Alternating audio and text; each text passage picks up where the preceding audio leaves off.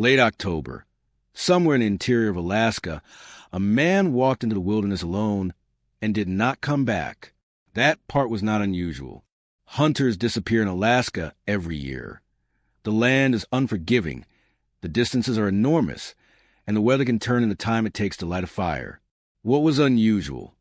What made this case different from every other missing persons report filed in that region was what happened 6 months later, when a retired schoolteacher in rural Montana opened her barn and found a man she had never seen before, crouched over a metal dog bowl, eating raw meat with his hands. His name, once they established it, was Dale Mercer. He was 44 years old. He had a wife, a daughter in college, and a hunting license issued by the state of Alaska that had been stamped at a check-in station on October 19th. He had been missing for 173 days, and when the paramedics arrived and tried to speak to him, he did not respond to his name. Before we go any further, let us know in the comments where you're watching from, and don't forget to subscribe so you never miss what comes next. Dale Mercer grew up in Billings, Montana, the kind of man who is described at his own retirement party as someone who never asked for much.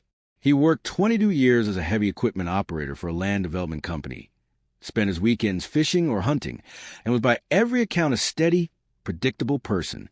His wife, Connie, described him in an interview as someone who made the same breakfast every morning, 2 eggs, wheat toast, black coffee, and who was bothered when the furniture got moved even slightly.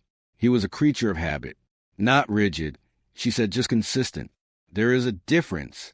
He had hunted in Alaska 3 times before the October that changed everything.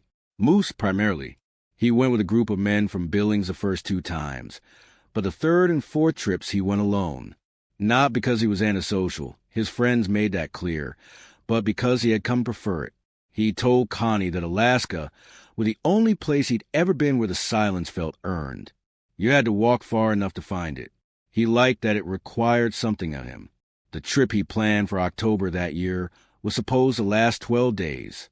He had filed a float plan, a document hunters in Alaska are strongly encouraged to submit that outlines their route, their expected return, and emergency contacts, and he had given a copy to Connie and left one at the outfitter's lodge where he had rented a cabin for the first 2 nights.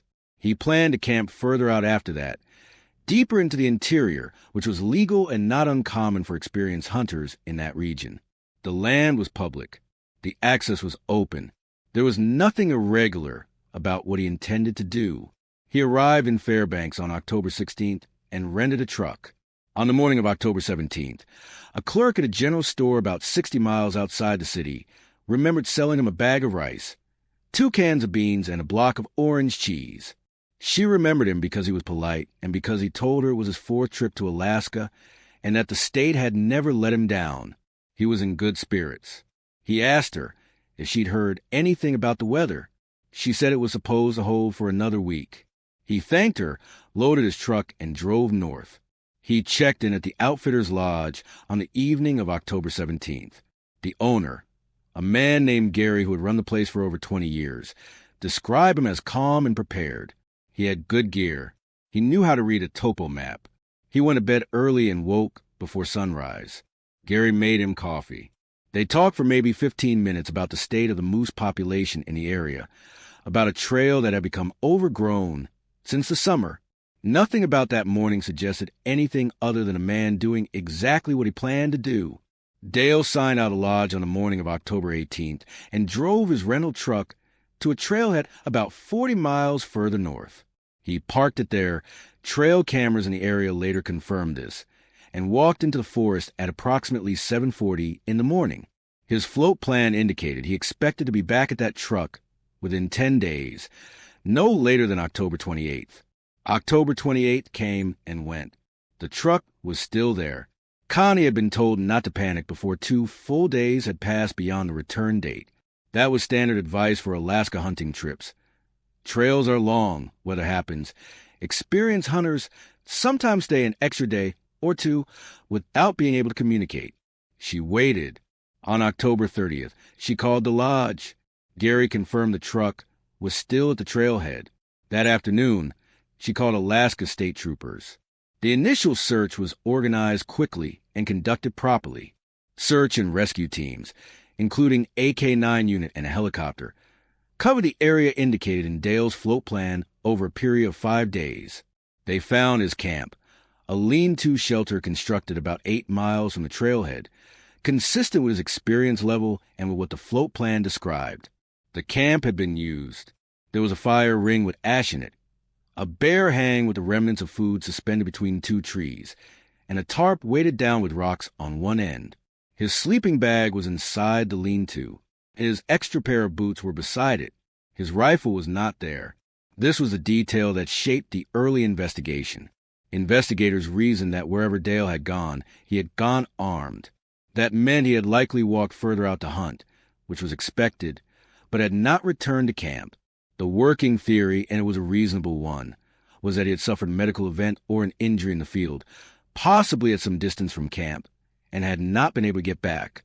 Hypothermia was considered. A fall was considered. A wildlife encounter was discussed, but rated as unlikely given that his rifle was missing and no evidence of an attack was found at the camp. They searched for another 4 days beyond the camp perimeter. Nothing. No body. No trail. No evidence that he had gone in any particular direction from that site. The forest in that region is dense enough that a person who stops moving can become invisible within a very short distance. That part, investigators said, was not unusual. What they did not say publicly, and what did not appear in any of the initial reports, was that one of the K-9 dogs had tracked a scent trail that led not further into the wilderness, but back toward the trailhead, not all the way to the road, about 2 miles in that direction, and then nothing. The handler noted it in his log. It was not included in the official summary released to the family. Connie learned about this from a search and rescue volunteer about 4 months after Dale disappeared. She had been calling the trooper's office every 2 weeks since the search was suspended. She had been told, consistently, that the case was open and that resources would be reallocated when conditions improved in the spring. She accepted this. What she did not accept was that someone had chosen not to tell her about a K-9 track that headed away from the wilderness rather than into it. When she asked the trooper directly about it, she was told that the track was inconclusive and that including inconclusive information in a family summary could cause unnecessary confusion. She was told this with what she later described as a kind of practiced patience that she found more unsettling than anger would have been. The track had been noted on October 31st. That was the last full day of the active search. The following morning, the operation was scaled back due to incoming weather. That timing, on its own, is not suspicious. Weather in interior Alaska in November is not optional. But the decision to exclude that information, a dog track heading toward the road, from the official report is harder to explain away. At this point in the investigation, the family was left with 2 possibilities. Dale had gone deeper into the wilderness and couldn't be found, or something had moved him in the other direction. Which one would you have believed? Connie hired a private investigator in December, a retired law enforcement officer named Ron, who had worked missing persons cases in the Pacific Northwest for most of his career. Ron flew to Fairbanks, drove out to the trailhead, and spent 3 days in the area. What he found, or rather what he noticed was missing, was instructive. The trail cameras that had captured Dale's truck arriving on October 18th were operated by a local hunting outfitter as part of a wildlife monitoring program. There were 2 cameras at that trailhead. Ron requested the full footage archive from the outfitter, who cooperated without hesitation. The footage confirmed Dale's arrival. It also showed that his truck had not moved until a state vehicle arrived on October 30th to document the scene. That much was consistent with everything they already knew. What was not consistent was this. There was a gap in the footage. Between 11:14 p.m. on October 21st and 6:02 a.m. on October 22nd, almost 7 hours, both cameras showed nothing but static. Not darkness, not an empty trailhead. Static, as if something had interfered with the feed simultaneously on both devices. The outfitter had not noticed this because no one had asked him to review that specific window. He reviewed it with Ron and confirmed he had no explanation for it. He checked the equipment. Both cameras were functioning normally. There was no record of a power outage or a firmware update during that period. Ron documented this. photographed the footage log, and sent his findings to Connie. She forwarded them to the troopers. The response she received acknowledged receipt and stated that the footage anomaly had been noted. Nothing else. No follow-up request of the equipment, no examination, no mention of it in any subsequent communication. Ron continued working the case through January and into February. He drove roads in the area, spoke to residents, talked to hunters who worked that region regularly. Most of what he gathered was unremarkable. But in late February, a trapper who worked a line about 30 miles from the trailhead told him something that stopped the conversation. He said that in late October, he couldn't pin the date precisely, but he thought it was around the 22nd or 23rd. He had seen a pickup truck parked on a Forest Service road that he used regularly. It was not a truck he recognized, and in his experience, unfamiliar vehicles on that road in late October were rare enough to notice. He had written down the plate number on a scrap of paper because he'd made a habit of doing that, having had equipment stolen from his line twice in previous years. He still had the paper. Ron ran the plate through contacts he retained from his law enforcement years. The truck was registered to a private security company based in Anchorage. He was unable to determine what the company's business was, who its clients were, or why its vehicle would be on a Forest Service road 30 miles from a trailhead where a man had just gone missing. The company's registered agent did not respond to contact attempts. Its state business filing listed its purpose as consultation and logistics. He filed this information with Connie and noted in his report that he could not draw conclusions from it, only questions. By March, the snow in the interior was still too deep for meaningful ground search. The case, officially, was open but inactive. The troopers had no new leads, or none they were sharing. Connie had stopped expecting their calls because they had stopped making them. And then, on April 8th, a woman named Judith Harlan opened the door of her barn on her property outside Lewistown, Montana, more than 2,000 miles from the Alaskan trailhead, and found a man she had never seen before crouched on the floor of one of her empty stalls, beside the metal bowl she used for her dog. She described him later as skeletal. His hair was long and matted. His clothes were in pieces. He had no shoes. The raw meat in the bowl, she would learn later it was deer venison from a supply she kept frozen in the barn, had been partially eaten. When she spoke to him, he turned and looked at her with an expression she struggled to characterize. Not fear, she said, not quite confusion. Something between the two, but not exactly either. Like a person waking up a room they half recognize.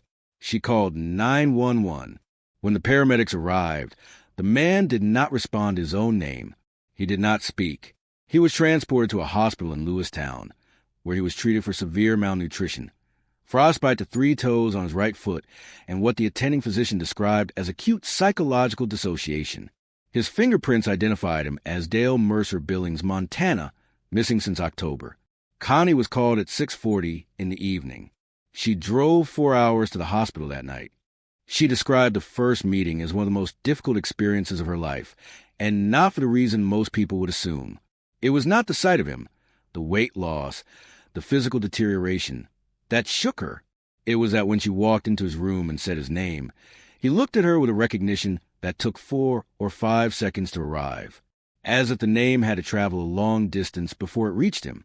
Over the following weeks, Dale was transferred to a facility in Billings that could provide the psychiatric care he needed. He began speaking within 10 days, slowly at first, then with more consistency. But his account of what had happened was fragmented and in several ways difficult to reconcile with the known facts. What he said, in the sessions that his care team eventually allowed Connie to review partial transcripts from, was this. He remembered hunting on the morning of October 20th, approximately 2 days after entering the wilderness. He remembered moving through dense forest, following a set of moose tracks. He remembered stopping to glass a clearing, and then he described a gap, not a blackout, not a loss of consciousness as he understood it. He said it was more like a page missing from a book. One moment he was in the forest, the next moment, and this is where the transcripts became difficult, he was somewhere else. Indoors. He could not describe the space clearly. He remembered light, but not windows. He remembered cold, but not outdoor cold. He remembered sounds, but when pressed to describe them, He said they were the kind of sounds a building makes when it's working, mechanical, low, repetitive. He had no memory that corresponded to the 6 months between that moment in the forest and the morning Judith Harlan found him in her barn. The psychiatric team offered several frameworks for understanding this. Dissociative fugue was discussed, a condition in which a person, typically following acute stress or trauma, travels and lives in an altered state without forming retrievable memories. It is rare, but it has been documented.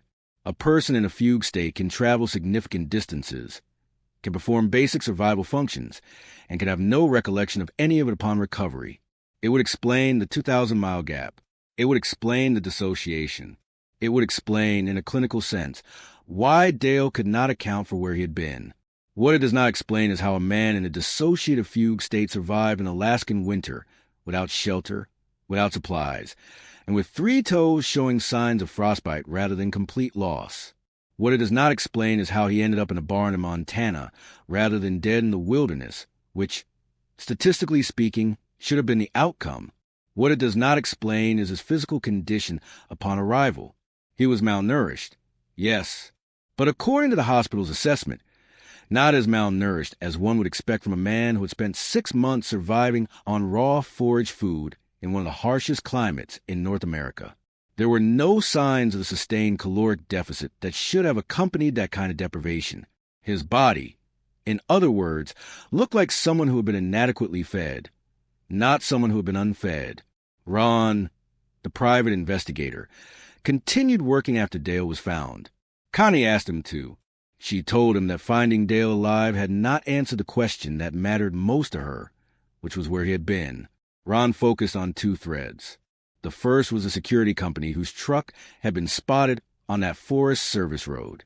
He continued attempting to reach them and continued receiving no response. He contacted the Alaska Division of Corporations to verify the company's status. The filing was current. The company was technically active, but its listed address turned out to be a mail forwarding service in Anchorage.